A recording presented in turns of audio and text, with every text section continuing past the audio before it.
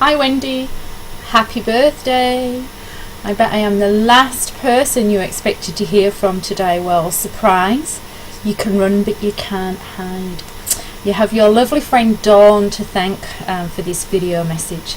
She emailed me a couple of weeks ago and said it would be great if we could have a video message from you, from Wendy's oldest friend, to show on her birthday. Now I'm assuming she means oldest in terms of the length of times we've been friends, and not actually the oldest friend you've got, which would be really scary. So I'm sticking with the former because I think it's better that way. So it feels a bit like I'm on This Is Your Life, you know, one of those people who, sorry I can't be there with you this evening. And now I know I'm supposed to tell really funny anecdotal stories about the things we used to get up to when we were young, and everybody can laugh and have fun and joke. So I started to think about this quite a lot over the past week or so, thinking about the things we used to get up to and what we did. And the more and more I thought about it, the more I began to worry about the fact that if I told some of these stories, it may damage your professional status. It may also damage your standing within the community, and it may also damage the reputation and the view your friends and family have of you. So I'm going to leave some of those out and be quite selective about the way that we talk about some of these things. But just to share some of the things I thought it might be interesting as I mention some of these, because I can't tell you all the gory details of the things we used to get up to. I'm going to mention a few little bits and pieces, and I just want you to watch Wendy's face, wherever she might be, and just look at her reaction to some of these things. So I was thinking about some of the things we used to get up to, Wendy, and I do remember we had a really deep connection and love of music, and as such we used to spend a lot of time in the music villa at St Joseph's College. We were big music fans and really dedicated a lot of time in there of researching and practicing music.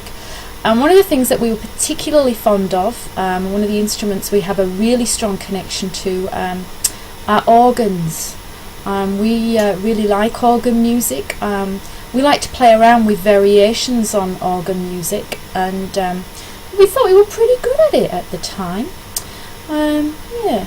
I also remember one of the things that we quite enjoyed doing is going out. We were big goers out. We went out a lot in our mid to late teens, and we were pretty out there in terms of the social scene. We were hip and happening during the 80s. But I do remember one occasion we had a few problems getting entry back into a place after a night out. I think that was St Monica's Retreat in Skipton. We'd been out and we were trying to get back in but had a few issues. So don't know if you can remember that incident, Wendy. I remember it quite well. But going out, some of the things that I can tell you about that we used to do quite a lot was we were famous for our matching dresses on the social scene.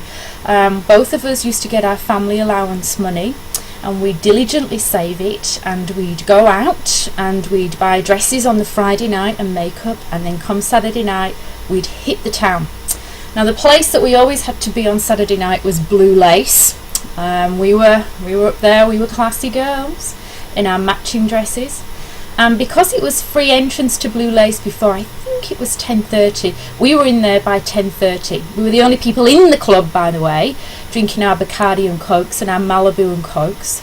But one of the things that we loved to do was to dance. And every time I hear this piece of music, it reminds me of the great times that Wendy and I had. So I'm going to leave you with this, but Wendy, I'm sure our happy times will spring to mind when you hear this piece of music as well.